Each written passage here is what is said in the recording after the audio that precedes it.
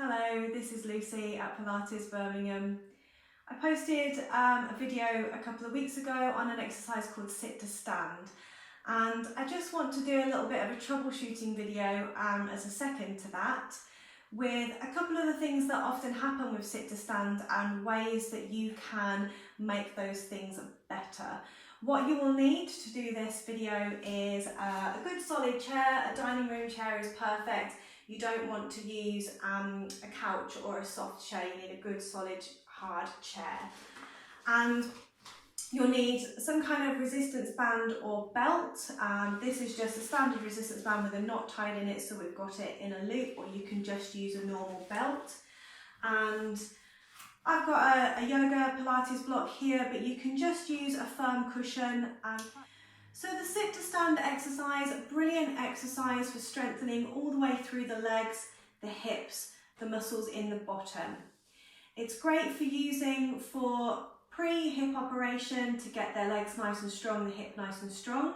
And it's also good for using post-hip operation hip replacement, but you really want to be careful. Seek the advice of your consultants before you do this exercise. It is a strong exercise, and I wouldn't recommend you try this until at least 6 to 10 weeks post-hip replacement operation. And again, do get advice because everybody recovers differently from that operation. Two of the common things I see with people doing this exercise is problems with the knee. And that comes from the feet and it comes from the hips, and it works both ways up and down the body. First problem is when people come into that sit to stand, so they're trying to control that sit to stand nice and just sitting down, and then they're trying to get that control coming up. What sometimes happens is the adductors over squeeze. They try to do the job that the glutes are trying to do, and they squeeze, and you get these knees coming together. This is also a common thing that happens with people that tend to get a Trendelenburg gait, where the knee is dropping in when they walk. So we're going to work with that first of all. So for this one, you'll need your resistance band with the loop in it, or just a standard belt. So you can sit yourself down to get your feet through the loop, and you want to have the resistance band sat above your knee, so not over your knee joints or below, you're above your knees. You want it tight enough that you can give a good solid pressure onto it, pushing out without being too wide. We don't want to be wider than the hips with the knees. So we want to be hip width, but so that we've got a good solid pressure where we've got a slight pushing out into the hips. So I just get my clients to do that same sit to stand, giving that solid pressure into the edge of the band. And I'll show what sometimes happens in a minute with that. So again, they're still putting that solid pressure into the band. They're not opening too far. They're keeping a solid pressure so that the knee stays in line with the hip. Scoop and hollow the abdominals. It helps you activate the right muscles through the quads and the glutes and the lower abdominals. You'll know if you're doing this exercise right or not, because if your band starts to go a bit lax, then you know that you're still getting that slight draw in with the knees, especially if your band starts to roll down. And things just to watch out for with this exercise, you don't want to be pushing too far, because we don't want to cause ourselves a misalignment this way either. So don't push too far. Just keep it solid pressure so that your knee stays in line with your toe and your knee stays in line with the hip, and you're going from there. So what this exercise basically does when we start to use the resistance band here, it deactivates that adductor muscle because we're trying to use our abductors to come out into the band. So we're stopping from doing that position where the knees dip in.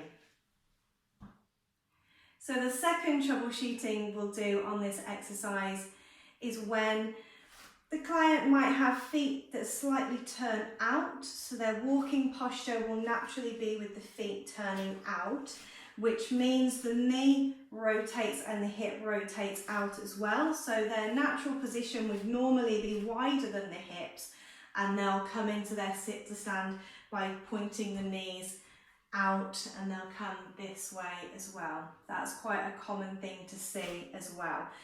So to correct that, we would need our block again. So either a block or a good strong firm cushion.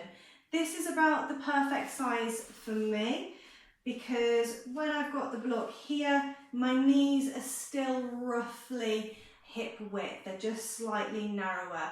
You don't want your knees to be too close together, so you don't want a thin cushion or a thin block. Try and pick something that's going to keep your knees at roughly hip width. So making sure that the feet are parallel, so the toes are in line with the heels, like we're standing on a narrow train track. We don't want those toes turning out to the side, because it's still going to rotate into the hip joint. So narrow train track with the feet, and you want to squeeze onto the block. So you're activating the adductor muscles and you're switching off the abductor muscles. So we're activating the inner thigh this time. So then you would do your sit to stand, squeezing onto the block.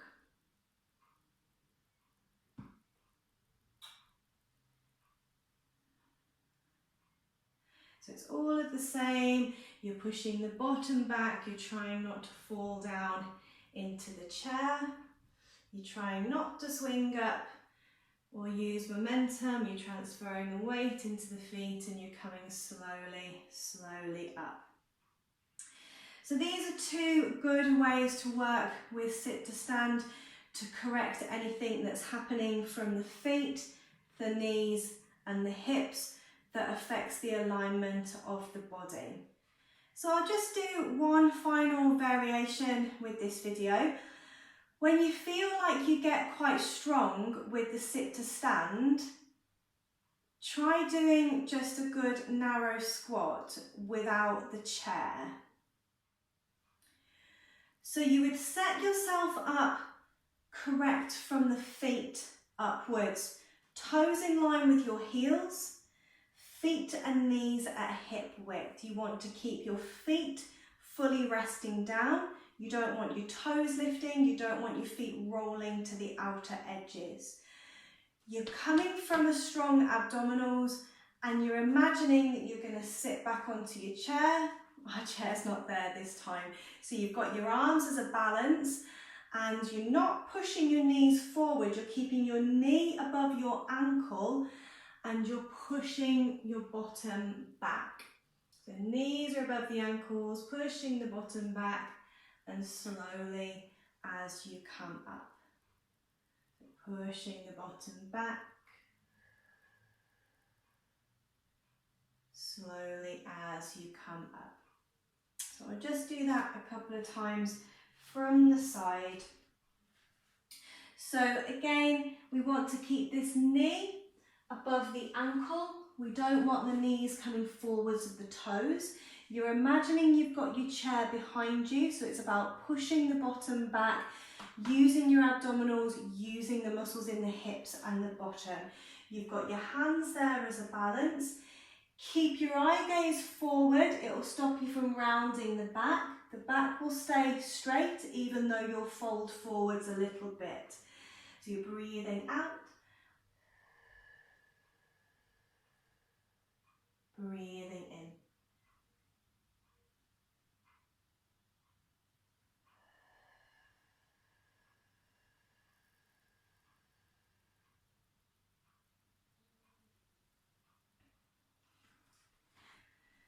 So this just takes it into a good progression on from the sit to stand. It brings more strength into the muscles in the bottom and into the hips. And what you can do from there, you can go back to your helping aids. If you find that you stop using the chair and you come and do it freestanding and you're getting your knees dip in, you want the band and you want to be pushing out. If you find that you're naturally in this position pushing out, you want your block between your knees and then you're doing your squat from there.